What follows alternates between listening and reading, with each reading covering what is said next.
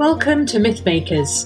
Mythmakers is the podcast for fantasy fans and creatives, brought to you by the Oxford Centre for Fantasy. My name is Julia Golding, Director of the Centre. I'm also a full-time author. So in today's podcast, I decided to look at the difference between war as it appears in books and the film versions that we all may have seen.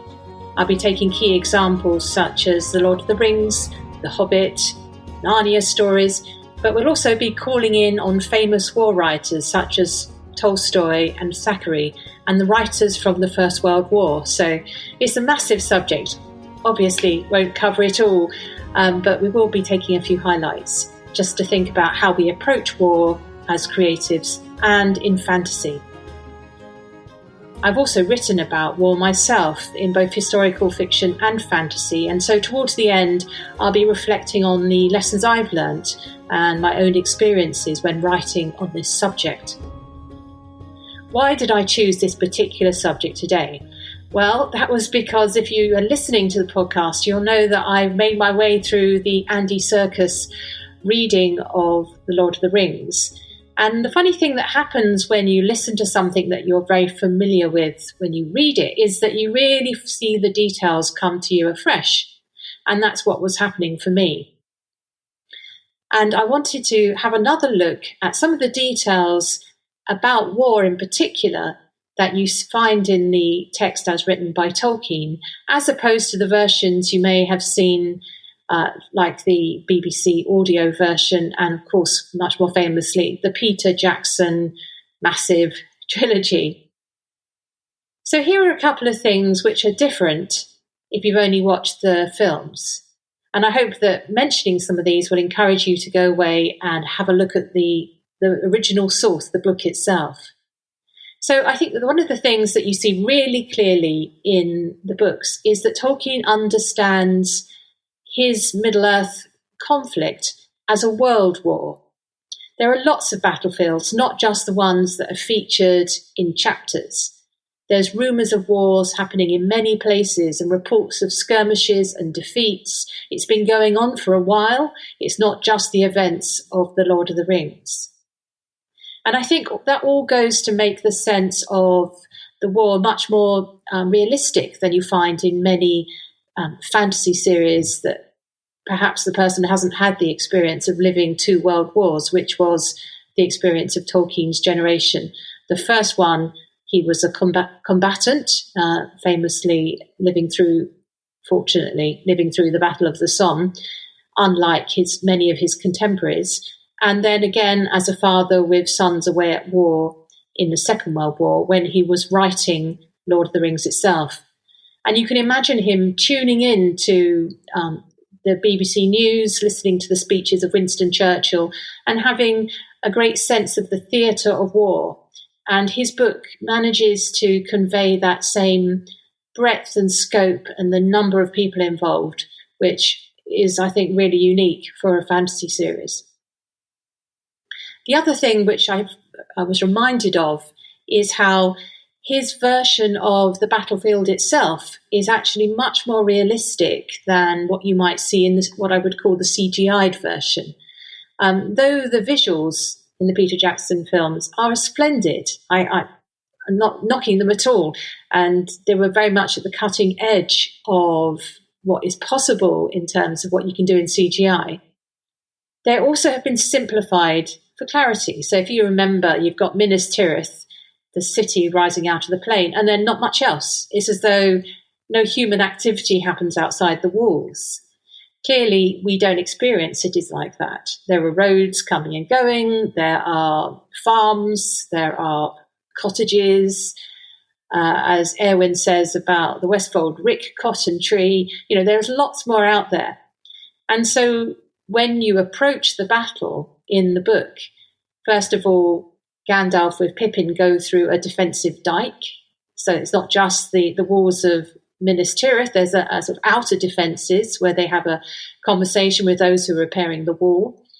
And then they also pass through the sort of fields and the places where people live, which must be remembered usually the first casualties of war are the undefended farms and that kind of place. And when the forces of Sauron approach, there is mention of them digging trenches. As soon as you hear that word, you, of course, are reminded of the vast battlefields of France in the First World War. And I think it'd be a really good, and it would enrich our understanding of that Battle of Pelennor Fields, is to put that back in our imaginations, that this is a complicated landscape. It's not just a vast plain where people are moving squares of companies of, orcs and Mumakil, as if there is nothing else there but grass. So definitely a reason for reading the book. And I think it's also to honour Tolkien's own experience. The battlefields of the Somme and previous and other encounters of the First World War ended up being in an obliterated landscape, but still there were what was left of the woods, what was left of the farmhouses, a ruined landscape, but one which he would have known intimately. And I think that gives it a more verisimilitude, the idea of it feels more real. The other major difference between what you may have seen and what you may read is there are many more characters involved. These cuts were made in order to have a manageable tale to tell. And that is what screenwriters often have to do when they're adapting such a big work. That's not the issue here. It's just saying why you should go back and read the book. So, for example, there are some wonderful minor characters in the Two Towers in the Battle for Helm's Deep. It all happens slightly differently from what you've seen on the film. So Éomer is there the whole time. He's not sent off like he is in the film. And the person who takes the role of Éomer is another famous leader from Rohan called Erkenbrand, who gets his own little moment when he arrives with Gandalf. And it gives a sense of a much bigger society. It's not just Theoden and his nephew and niece. There's a whole world of Rohan, minor leaders and other people. So you get a more complex society. It's as if it's not that only Churchill led clearly, not only Churchill led the Second World War, but there were lots of other generals running campaigns, lots of other nationalities, lots of famous generals and marshals and what have you. And it's much more complicated, rich, nuanced. And then another section, this is a bit of a list, but I hope you're ticking them off. And if you know the books well, you hopefully are adding your own list here. But one thing I think was a great shame not to see in the film versions, which you do get in the audio version with BBC, is the arrival of the Grey Company. So this may be a complete mystery to you. What I'm talking about here is when Pippin and Gandalf ride off after Pippin's looked into the Palantir, that's towards the end of the Two Towers section involving those characters. Aragorn's people from the north, the Dunedain, the other people like the Rangers, arrive with the two sons of Elrond bearing a message. This replaces that rather odd moment where Elrond just pitches up with a sword. If you think about it, some of those things make no sense at all. What's he doing down there? There's a war up north. You should be up there, Elrond. Anyway, I can see why, as a storyteller, they wanted to simplify it. But the Grey Company, as it's called, of Aragorn's own people ride to the rescue, which is important in terms of the politics, for those of you who are following the details of Tolkien's world, of the Northern Kingdom and the Southern Kingdom. And it also makes the decision to walk the paths of the dead, which is the message is brought with the Grey Company to suggest that this is, remember the paths of the dead, Elrond tells Aragorn. It makes it seem a more logical thing to do. So rather than three people go off, Aragorn, Legolas and Gimli go off on their own, you've got a small company, a small band riding through the area where the army of the dead are waiting. I think it's a beautiful passage. It's very well written. It's very powerful. Really worth listening on it. It's listening or watching. Listening or reading on its own, because you've got both the perspective of those who are in that company, particularly Gimli, and how scared he is, and that feeling of visceral terror. But you also have the local inhabitants, glimpses into how they feel about this army of the dead who are riding through. It's very well written. I highly recommend it. And then now going into Minas Tirith itself. So we're in the events of the Return of the King by now with these episodes. You've got a couple of really wonderful minor characters. One of my favourite is Beregond, who is the person who introduces Pippin to the sort of being a captain of the guard in service to Denethor. And he also says, if you're at a loose end, go and find my son Bergil. So then you've got this sort of lovely episode where Pippin, who has been through all of this, goes down and finds the few children left in Minas Tirith. And they first of all think he's a child. And then they think, oh my goodness, he's really grown up.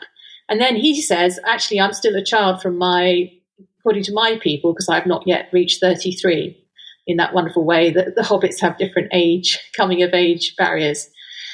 And this reminds us, I think, of the fact that societies aren't just these warrior types, but you actually get to meet a child, you get to see the war from his perspective, you get to see the father who's got his son in the city under siege.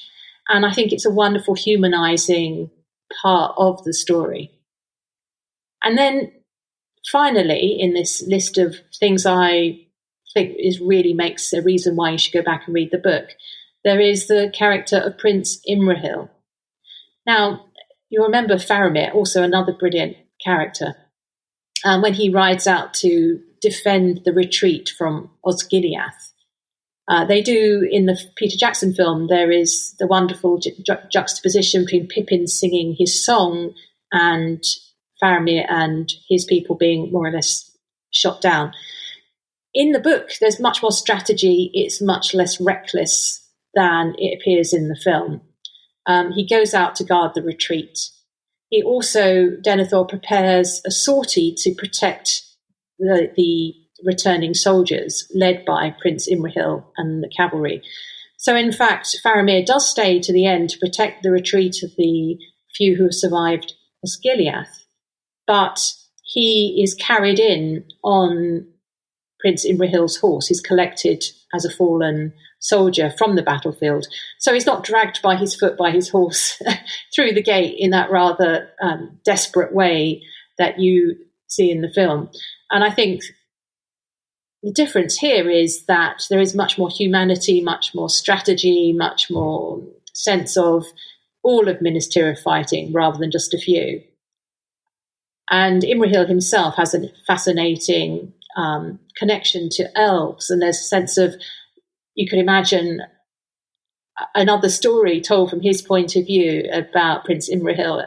You know, it's great to think of these byways that weren't explored, but he's a wonderful little character to let your imagination loose on. Okay, so another reason for reading the book is as a lesson in how to deal with the complicated subject, which is a massive war. And I want to focus on the Battle of Pelennor Fields and the way the choreography of the writing is sorted. So what you've got here is largely the battle is approached from two sides. We get some prequel material with Aragorn going off to try and divert the attack by the Corsairs, but we don't know if he succeeds. It's held back as a surprise. So we're not told everything, and that's really important. That is reflected in the way the film handled it as well. But mainly we see the battle from inside Minas Tirith from the point of view of Pippin and the people who live there, and then the external, which is Merry coming with the riders of Rohan. And it's if you go back and have a look at it, the changes from one point of view to the other are very carefully done. So you're not given away that Rohan will arrive in time. That's purposely held back so that, again, you got a surprise. And this is very cleverly done. It is actually quite a filmic thing that Tolkien was doing. He cuts between the two main storylines at this point. So as well as the overall view you get from the walls of Minas Tirith, where we see the battle arriving and the sense of the siege getting underway, those very famous scenes from the films, you get those in the book too. But what you also get emphasized is the experience of the individual in it. So you go from the eagle-eyed back to the very local. And you've got a character like Pippin who is waiting on a steward who is going mad. And you've got Merry peeking out from behind Dernhelm's cloak.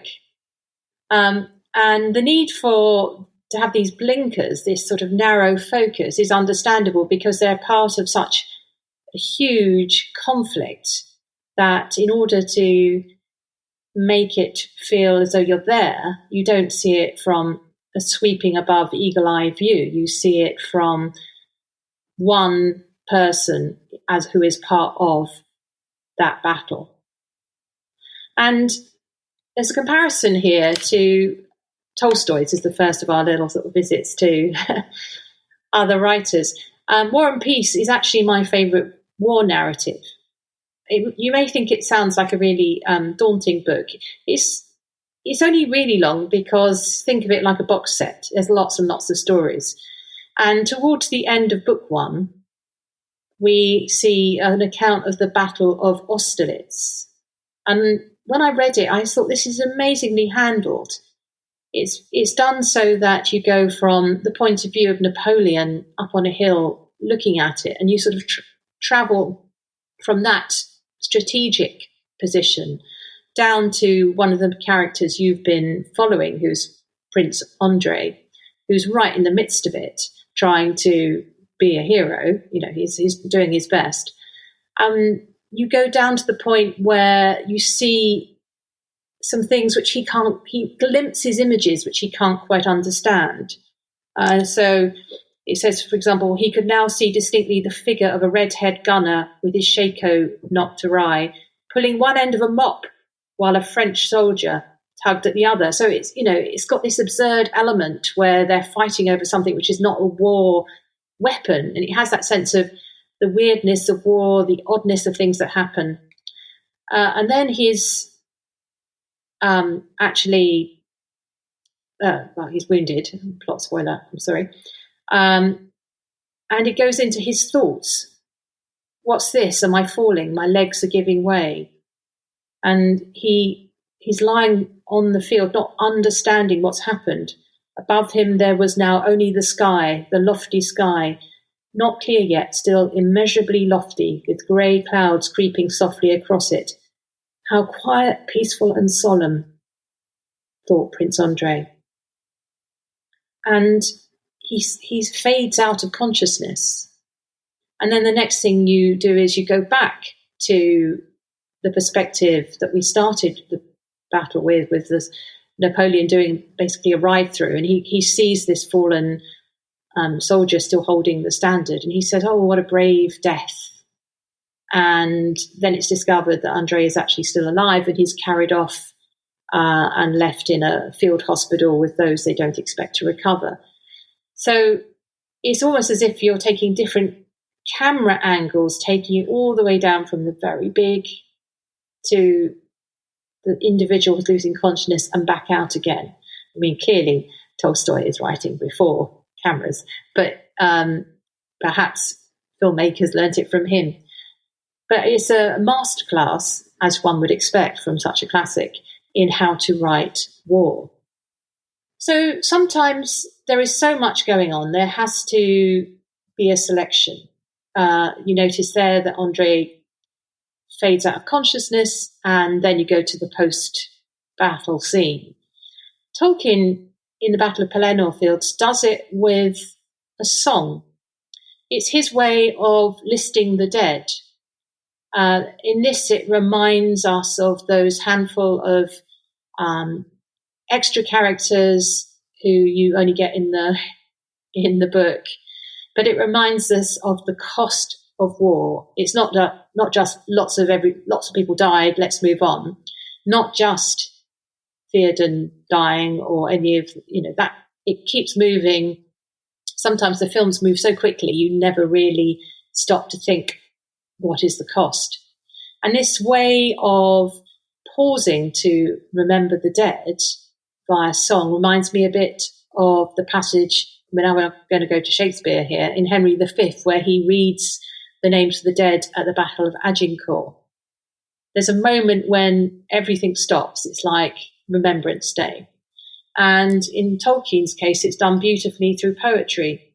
And a later, I suppose one thinks of it as a bard from Rohan, sings this song.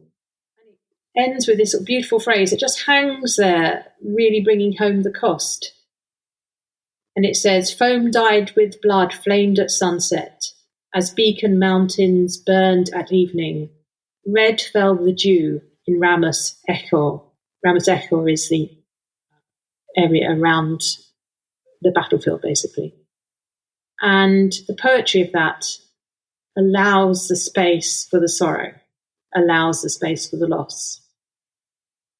And something similar happens in an earlier part, which again is mentioned or is shown in the film version, where the enemy uses the heads of fallen soldiers as a kind of horrible, grisly missile. In the film version, it's just a ugh moment, the shock horror of it. But in the book, it's dwelt on to allow the grief and pity. And Tolkien writes that some recognised the face of someone that he had known, who had walked proudly once in arms or tilled the fields, or ridden in upon a holiday from the green vales in the hills. There's a sense of they're not just heads, they're not just sort of, Madame Tussauds horror. They are people. And of course, as many of you will know, Tolkien lost 3 of his 4 best friends during the First World War, so he absolutely knew this idea of that was someone I once walked proudly alongside in the fields. And I think that the weight of that is allowed in those moments in the book, which don't make it into sort of film versions. But also looking at it as, creatives, Tolstoy let Prince Andrei lose consciousness. I'm pleased to say Tolkien used the same technique. But let's talk about now Bilbo, who spends much of the Battle of the Five Armies unconscious. It's quite funny to think that in the Peter Jackson version of The Hobbit, which I must admit isn't my favourite of his films, the whole of the last film basically is a long extended version of what in the book is a few pages. So Bilbo sees the eagles arriving to help out like the airborne cavalry. The eagles cried Bilbo once more, but at that moment a stone hurtling from above smote heavily on his helm, and he fell with a crash, and knew no more. So poor old Bilbo misses most of the battle, and he comes to find out who won. So you don't, if you're thinking of how to handle a battle, there is a strategy of telling as much as you need to give a flavour and then checking out and coming back in again. The other thing that you can do is focus on characters who are not actually the main ones involved in the battle. So in The Lion, the Witch and the Wardrobe, for example, this is obviously writing for a much younger, it's a children's book, but still in the film treatment, the battle was huge. It was a big set piece with chariots and, lots of wonderful CGI characters all fighting. But when you actually go and look at the book to see what they were using as their source material, you then find that actually the battle in Lion and the Witch and Wardrobe is very much a last-minute thing, because we spend most of the time with Lucy and Susan going to save the stone creatures in the White Queen's house and waking them up and then bringing them to help Peter and Edmund who are fighting the story. And you only get really a page or so of the onslaught as they arrive.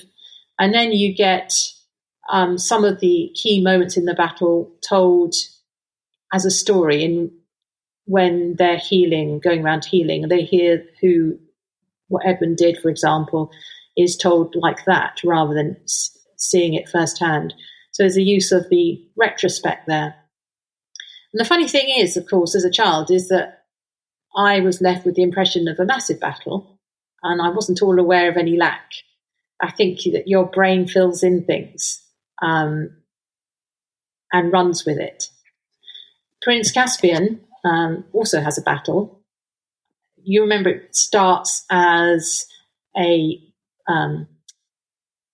one-on-one combat, and then there's some treachery, and then there's a short battle, skirmish, and then it's over. Again, it all happens within very few pages.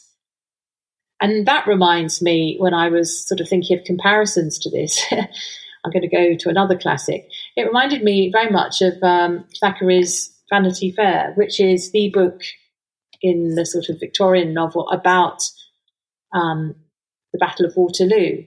But actually, the Battle of Waterloo happens elsewhere. It's about the characters around, sort of arriving for it, and the civilians who were waiting in Brussels. And Thackeray quite plainly states, I am not a military expert. You've read accounts of the battle, he's telling his contemporaries. So that's not my subject. So sometimes what's around a war can be your subject matter as opposed to the complications of the specifics of battle itself, the fog of war stuff. And this idea of not necessarily sticking with the combatants suggested a nod towards another of the Inklings. Charles Williams, who was a friend of Lewis and Tolkien and came to Oxford during the war because he was evacuated from London. He was one of the Inklings and also one of the fantasy novelists amongst them. In fact, he was the first in print in that way. And his novel War in Heaven, published in 1930, has an unusual view of combat. So Charles Williams himself suffered from poor health. And so during the First World War, he was in non-combat roles, didn't go out to serve in the trenches like Lewis and Tolkien. But he also had a very idiosyncratic view. He belonged to secret societies and sort of Rosicrucian ceremonial groups. He's a fascinating man. But anyway, his book War in Heaven is a bit like a kind of Indiana Jones story. It's all about the Grail being found in a church in a country rectory, and the baddies are after it, a bit like they're after the Ark of the Covenant in the Indiana Jones story. But the key conflict is actually one done as prayer. There's like a prayer battle of the bad guys versus the good guys. And this reminds me in the Tolkien world of Gandalf talking about striving in thought with Sauron. There's this element of it's your mental resilience that matters. And I suppose one of the things Charles Williams is saying there is that there is a role for those who, as they also serve who only stand and wait. That's a Milton quote. But the idea is that you can be a fighter, but in a different way. Anyway, the Charles Williams novels are sort of maybe an acquired taste, but I think they're really worth a look at if you're interested in very, very different takes on fantasy. So we've adopted Charles Williams as an honorary Oxford writer, though really he's a London-based writer, friend of T.S. Eliot and others.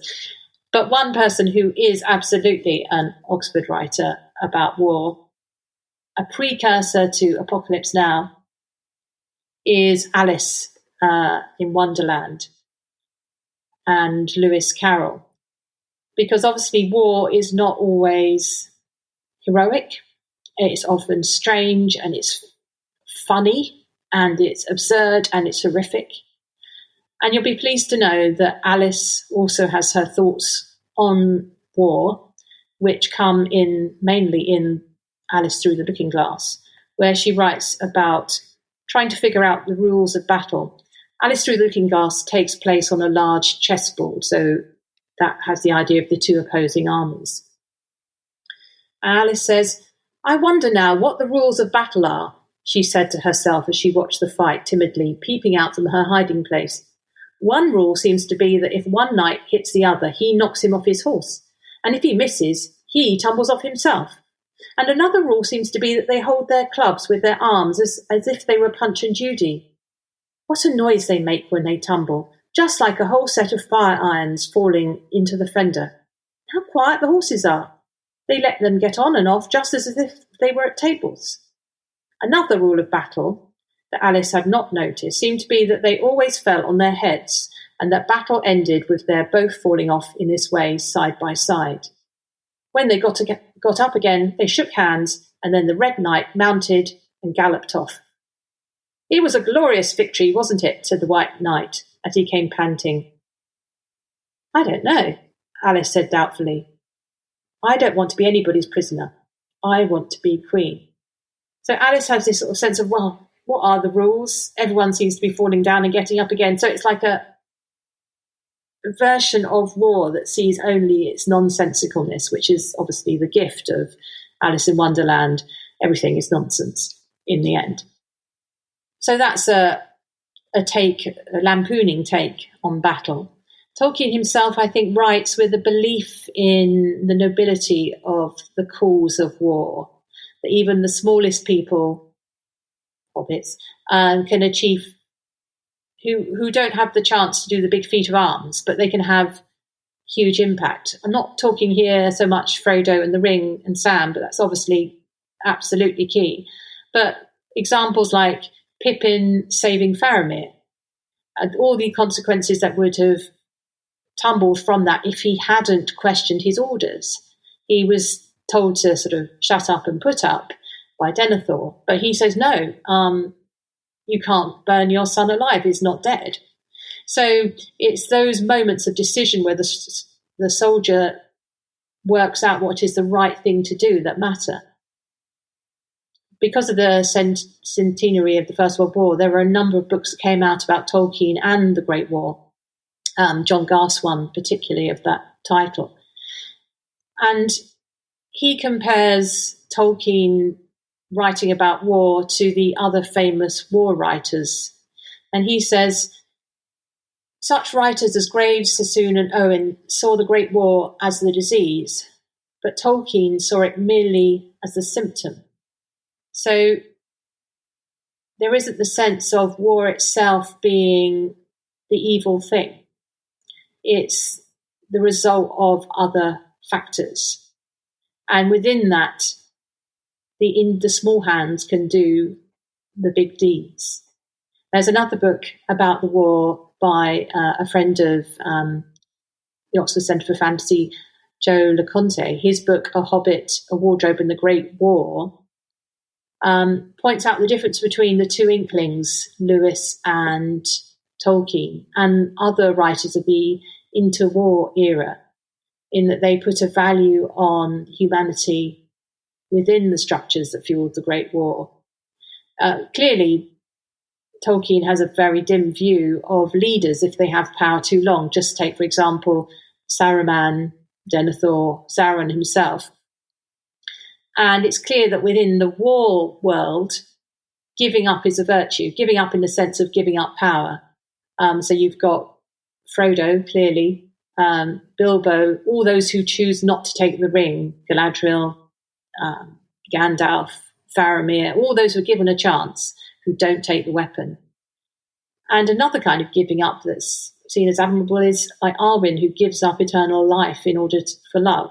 So there are other kinds of giving ups which are part of the ongoing struggle of humanity. And there's a sense of a belief in those decisions, a value for them, which I think is very different from the more cynical take on war by those who reflected on it in the interwar period and perhaps a more associated with it, the sort of war poets in particular. But I think this also brings us to another point, which is why we're all writing about war, because there is an awful poetry of war. So while you could read Lord of the Rings for a sort of version of the poetry of war, it's also important to read the contemporaries who were writing about war. You must have heard of books by writers such as Robert Graves or Ernest Hemingway, Vera Brittain, Heinrich Maria Remarque from the German side. But one book I wanted to particularly mention, which I found really inspiring, was Sagittarius Rising by Cecil Lewis, which is a fascinating story or autobiography of experience of the First World War, which focuses on the flyers. And he has a particularly poignant moment about the cruel cost of war, where he thinks about that moment when you come back from your flying sortie. And he says, the most self-confident aces began to wonder when their turn would come, faced by the empty chairs of men you had laughed and joked with at lunch. And miraculously, you were still there until tomorrow. There's other moments of pure poetry in his writing where he talks about the experience of looking down on the battlefield from the air and that separation between the flyer and the people down in literally the mud. So these writers all link back to the idea that war, just as an action sequence, is really not that interesting. It's about the feelings of being in that action that matter. And definitely that's something I've always found in Tolkien's writing. And you can feel that he has filtered his experience through his fantasy. And one of the aspects which I find particularly unique about him is the sense that war isn't a standalone event, but linked to others. Probably is a commonplace in teaching history that when you do causes of the First World War, you look back to previous wars. Causes of the Second World War, you look back to the way the First World War was settled. All these interlinks. He puts that in there by showing us the previous battlefields. The Dead Marshes are a previous battlefield. The Brown Lands. There's the sense that the present is always haunted by past defeats and short-lived victories. And the short year or so of the time within Lord of the Rings is one of those brief glimpses of sunshine of what eventually is a victory. But one has a sense that it's bracketed by what is, in Tolkien's view, the long defeat. And that sense of history underlying the war, I think, adds to its realism. Okay, so I mentioned that I've also written about war myself. Now, never served in the armed forces or anything like that, so I have no personal experience of actually firing a weapon or any of those visceral war experiences. But parts of my career have involved understanding war.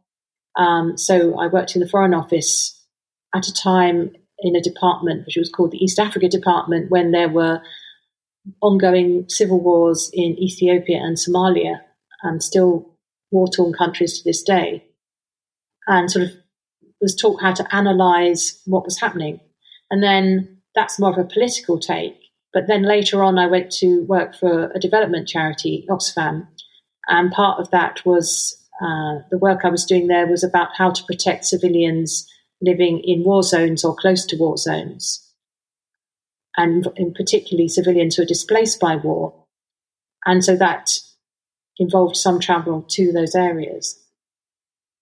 And so I've always taken war very seriously, been extremely aware of the human cost it's not a historical thing, it's an actual thing that many people today are living through. In my own writing, my first attempt at writing about war was in an epic fantasy called Dragonfly, which I've got the American cover for here. It's, I suppose, a more traditional take on the subject. I have a warlord called Thyrgoch Spearthrower who has a kind of Roman, it's like a god of war type ethos that he is following. And there is a war and a battle, told through the main characters. But it's very important to me that one of the characters, her story arc, follows what I learnt from Tolkien, that often the greatest decisive events in a war are about giving up your own chance of life, giving up the chance of power. And that is where often the greatest courage is shown. So that's what I learnt from Tolkien on that. And then I've also written historical fiction. I use a number of pen names. And as Eve Edwards, I've written a duet about the First World War, told from the point of view of teenagers who are caught up in it. It starts with dusk and the second part is dawn. And in the First World War, there is so many sources that you have a richness of material. I did as much research as I could. You could devote your whole life to trying to understand that war.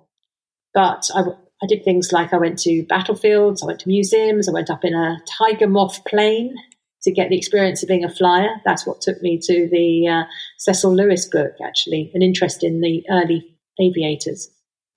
I drew on written accounts, also family memories, because my grandmother was a little girl during the war and she lived in London, and there was, in the First World War, an aerial attack. Aviation had got to the point where aircraft could reach the UK, which was a big psychological shift because the island nation always had felt insulated from war for many centuries. And now people of London were having bombs dropped on them. And my grandmother told me a story of seeing a Zeppelin, and I put her account of this great airship sort of moving silently over the rooftops of where she lived into that story and tried to capture her perspective, looking up, a small child looking up at this machine of war going overhead. But the way of actually handling such a massive war, I realized I had to narrow my focus. I couldn't say everything. I would make mistakes for a start. So I chose the point of view where it was close to what's technically called third person close. So it's within the eyes of that character and limited to what they understood of the movements on the battlefield. So I wasn't the Tolstoy who was able to be Napoleon and the Russian commander and everybody else involved. I haven't got that skill. And so I chose an account of an officer in a specific regiment who wrote about his account of going over the top at the Somme on the first day, and I stuck as close to his shoulder, more or less, as I could within what I needed for my own story. Something else which I've learned from reading about war in fantasy is about looking for new perspectives, and I wanted to, we haven't mentioned much here, the experience of women in war. Tolkien gives us a warrior woman, obviously marvellously in Erwin, but mostly the women are evacuated and taken out of the war zone. And one writer who I think is brilliant and should, I highly, highly recommend her, is Tamora Pierce.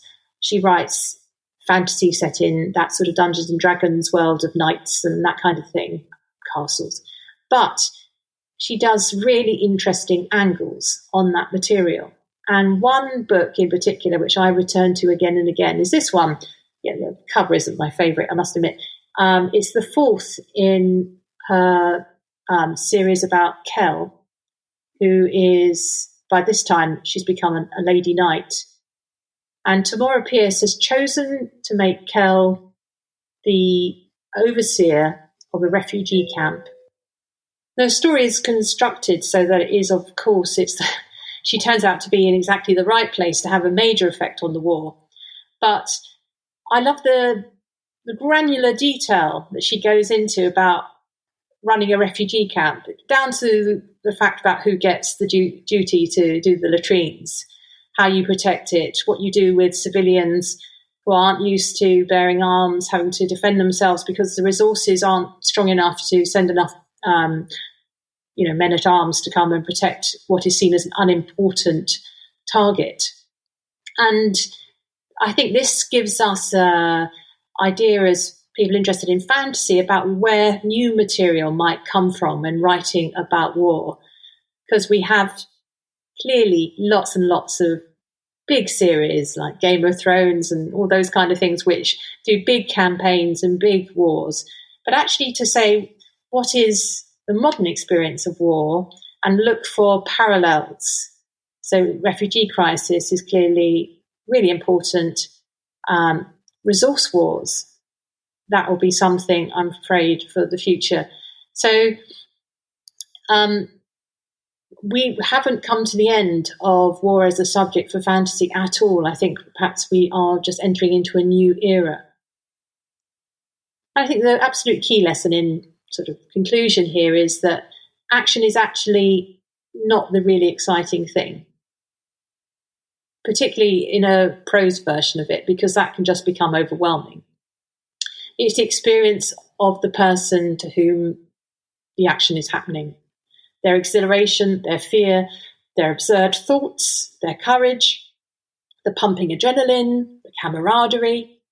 Yes, and it's probably that last thing that is amongst the most important, the band of brothers and sisters that you go to war with, because it tells us that it's about love. To make us care, war narratives like The Lord of the Rings and War and Peace have to, in the end, be about the heart. From Warhorse to The War for the Ring, you have to fight to save what you love.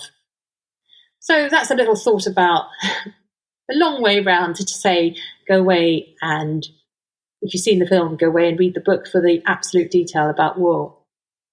I always have a section where I go to where in the world is the best. And we've been talking about war, and it seems a bit of an odd question as to where in the world is the best place to go to war, because war by its very nature is not a nice experience. But where in the world, in all the fantasy worlds, is the best experience of war? And I think perhaps looking here for grandeur, nobility, a sense of those around you supporting you, I wouldn't actually think the best place to go is Lord of the Rings, because in fact the main characters all tend to get quite isolated during the battles.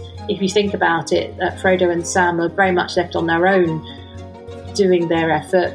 Pippin's on his own most of the time, Merry's on his own. Aragorn manages to keep Gimli and Legolas and his Dunedain with him, but he's quite lucky in that way. So I wouldn't think that actually the experience of war in The Lord of the Rings is that. I think it's one of the more difficult ones. So I think if I had to be at war anywhere, I would choose to do it in the world of Harry Potter, because if you're a wizard, it doesn't matter if you're good at, how strong you are or anything like that. Your magic is what you're fighting with. And also you're surrounded by your friends in your school, in the case of the Hogwarts. And it's a very clear battle between good and evil. So I think if I had to choose a place to be part of a battle, I would be somewhere in, Hufflepuff, helping out in the final battle at Hogwarts. That's where I would go. So thank you very much for listening to this podcast. We've got some more episodes coming up soon with special guests. So do check back in and see what we are doing. But until next time, goodbye.